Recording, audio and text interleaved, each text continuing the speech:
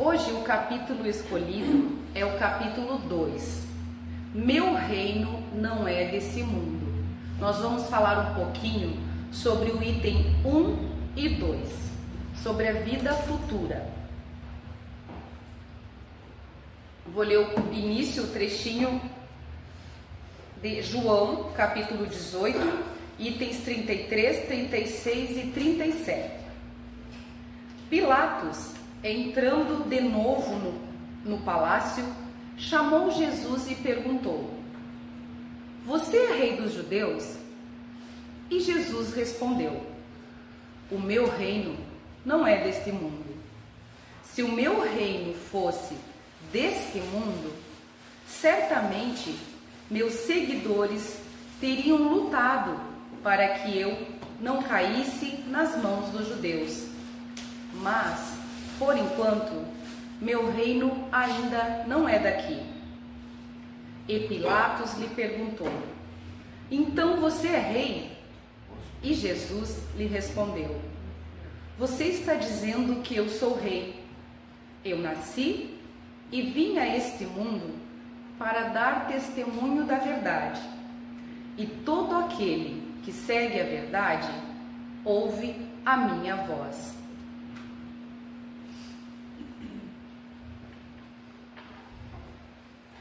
Quando Jesus respondeu a Pilatos que seu reino não era desse mundo, ele quis dizer que o seu reino estava fora dos limites do mundo onde ele se encontrava.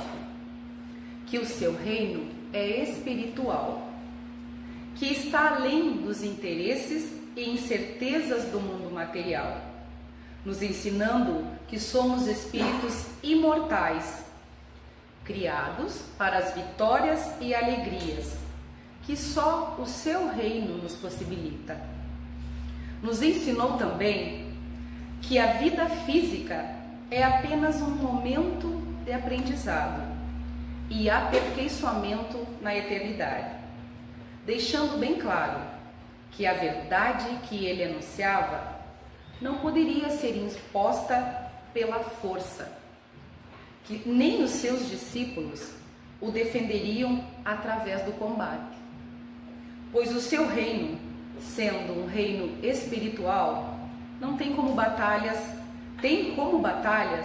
a prática do bem, a caridade e o amor ao próximo. Quando esses valores espirituais se elevarem acima dos interesses puramente materiais, o homem conhecerá, ainda aqui, na terra, o reino anunciado por Jesus.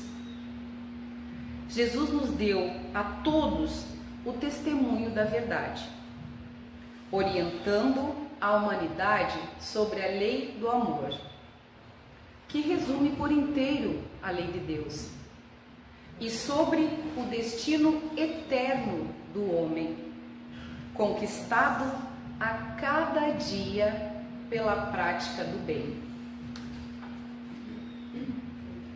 Jesus deixou claro nesta passagem do Evangelho que a mensagem que ele veio anunciar seria ouvida pelos corações simples e humildes, desprovidos de orgulho e vaidade, pois esses sentimentos afastam o homem da verdade e os distanciam de Deus. Diante das palavras e ensinamentos de Jesus, nos fica claro que o seu reino não é desse mundo e que para alcançá-lo devemos ter a preocupação com a verdade. Não a verdade do certo ou errado, mas a verdade espiritual, buscando viver segundo os valores do Espírito, que reconhece a voz de Deus, a voz de Jesus, sente a sintonia com seus ensinamentos e procura segui-los, mesmo aqui, neste mundo materialista. O Espiritismo explica que o reino de Jesus é o reino da alma, não dos corpos. Enquanto muitos vivem presos ao interesse e ao orgulho, terrenos, Jesus convida a vida futura. Uma vida que transcende os limites da existência material e continua além da morte do corpo físico. Essa vida de natureza espiritual tem início quando estamos na Terra, preparando o nosso amanhã, como já dissemos, pela prática constante do bem. Porque a vida material é passageira e tudo que nós possuímos aqui, riqueza, aparência, posição social, vai ficar para trás. E o que levamos conosco é aquilo que está dentro da nossa alma, nossas virtudes, nossos sentimentos, a nossa sabedoria e o bem que praticamos. Embora a doutrina de Cristo seja rica de conteúdo moral, nos auxilia na harmonia entre os homens, ela só pode ser claramente interpretada à luz da imortalidade da alma. Allan Kardec nos esclarece que a compreensão da vida após a morte é a chave para entender os ensinamentos de Jesus. Sem essa certeza da vida após a morte, a maioria dos ensinamentos morais não teria nenhuma razão de ser. Pareceria sem sentido ou até impossível de acreditar. A base moral cristã está justamente na certeza de que a vida continua e que as recompensas e consequências verdadeiras estão além da terra. Assim, o Espiritismo nos mostra que a fé na vida futura não é apenas uma crença, mas uma consequência lógica da justiça de Deus e da imortalidade da alma. Colhemos o que plantamos, não só aqui no mundo material, mas também no mundo espiritual. O homem terreno, dominado por interesses do corpo, tende a ver o mundo apenas por aquilo que é visível, imediato, nesta vida. Porém, a vida física é breve e cheia de desafios. E, para muitos, é tida como o único bem real. Por isso, muitos buscam riqueza, poder, prazeres, acreditando que neles está a felicidade. Essa visão, no entanto, essa importância que se dá aos bens materiais, gera muitas vezes angústia, frustrações, pois tudo o que é material é passageiro. O que realmente tem valor é o nosso progresso moral e espiritual. Esses tesouros são imortais, porque pertencem à alma, e a alma continua após a morte. A morte, vista como um fim de tudo, provoca muitas vezes medo e revolta, especialmente para quem não acredita em nada além do corpo. O Espiritismo compreende que através das dificuldades, dos desafios e alegrias da existência física, o espírito consegue desenvolver virtudes como a paciência, a fé, o amor e o perdão, que a matéria é um meio, não é um fim. O erro da humanidade está em fazer somente da vida física o centro das atenções, esquecendo-se da sua vida espiritual, que é o que realmente nos sustenta.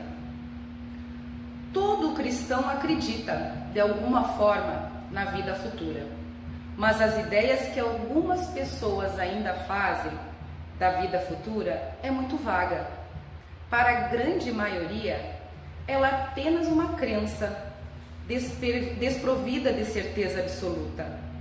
Ou ainda surgem dúvidas e as dificuldades que muitos têm em compreender a continuação da vida após a morte. Hoje, com os ensinamentos espíritas, da doutrina espírita, a vida futura não é mais uma incerteza, é uma realidade demonstrada pelos fatos, pois são os próprios espíritos que vêm descrevê-la em todos os seus detalhes, não deixando margem a nenhuma dúvida. O relato que os espíritos fazem de uma vida feliz ou infeliz na vida futura é feita de uma maneira tão verdadeira, tão racional, que reconhecemos não poder ser de outra forma. Quando se acredita na vida futura, tem-se a certeza de que a vida continua após a morte. Essa certeza acarreta enormes consequências na moralização dos homens, uma vez que muda completamente a maneira como eles encaram a vida na Terra. Quando começamos a compreender de verdade que a vida continua, nosso olhar se volta para o espírito, não mais apenas para o corpo físico.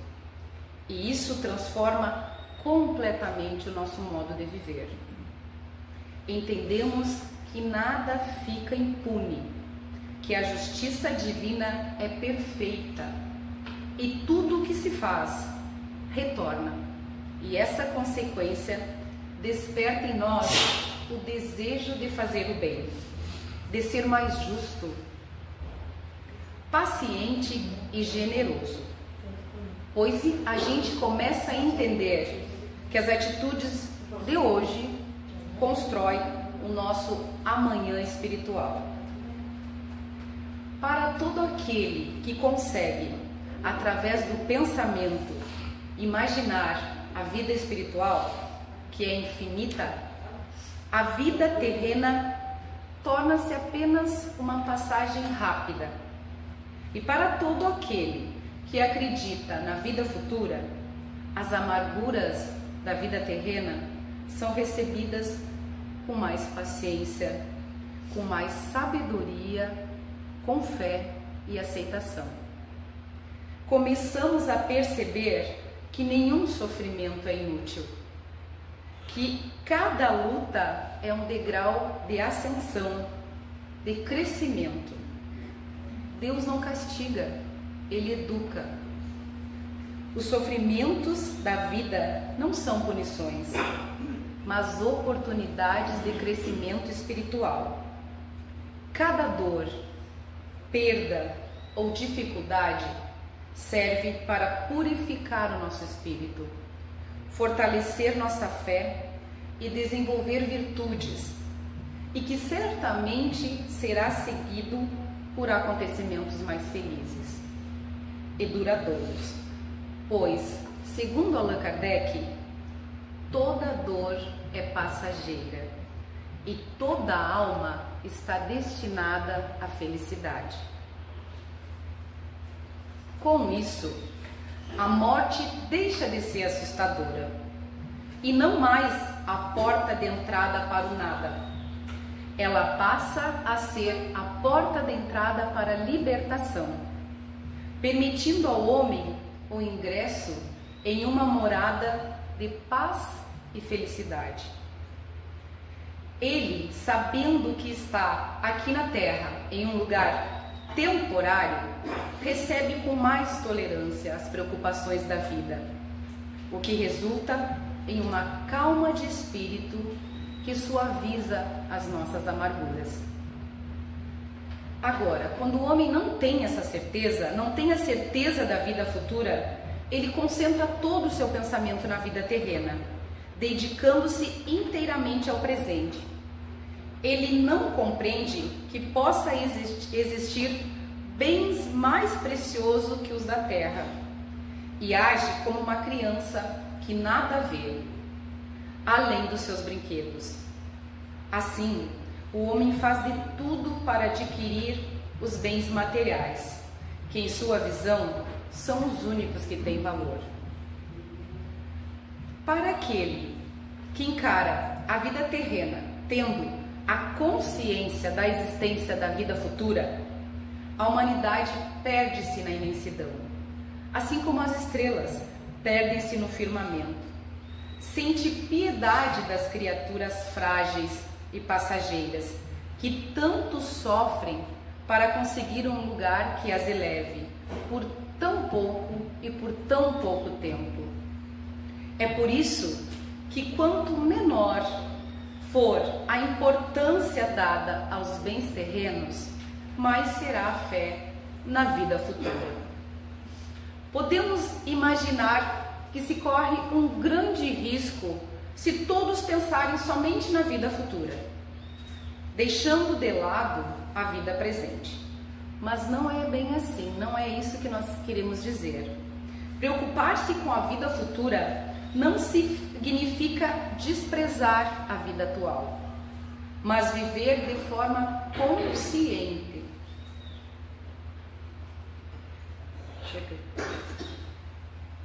Justa e amorosa, sabendo que cada ação, que cada pensamento e que cada escolha tem consequências espirituais. Quando acreditamos na imortalidade da alma, um dos pilares do espiritismo, que o espírito é criado simples e ignorante, mas destinado à perfeição, a morte do corpo não é o fim, e sim uma passagem para outra forma de existência. As comunicações espirituais estudadas por Kardec comprovam que a vida continua e que a individualidade da alma é preservada após a morte. Assim, o Espiritismo substitui o medo da morte pela certeza da continuidade da vida e a ideia do castigo eterno pela justiça e misericórdia divina, que sempre nos oferece chances de progresso, deixando-nos a certeza de que Deus é justo e que nos dá infinitas novas oportunidades através da vida futura, e a certeza de que não existem penas eternas, que todos nós iremos nos melhorar progressivamente, buscando sempre chegar ao patamar de Jesus. Agora nós vamos exemplificar essa importante passagem do Evangelho com uma história, a história do jardineiro Elias, para a gente entender um pouquinho melhor. Havia um humilde jardineiro chamado Elias, que trabalhava no jardim de um grande palácio. Todos os dias ele cuidava das flores com paciência, conversava com as plantas e sorria até para as pedras que encontrava no caminho.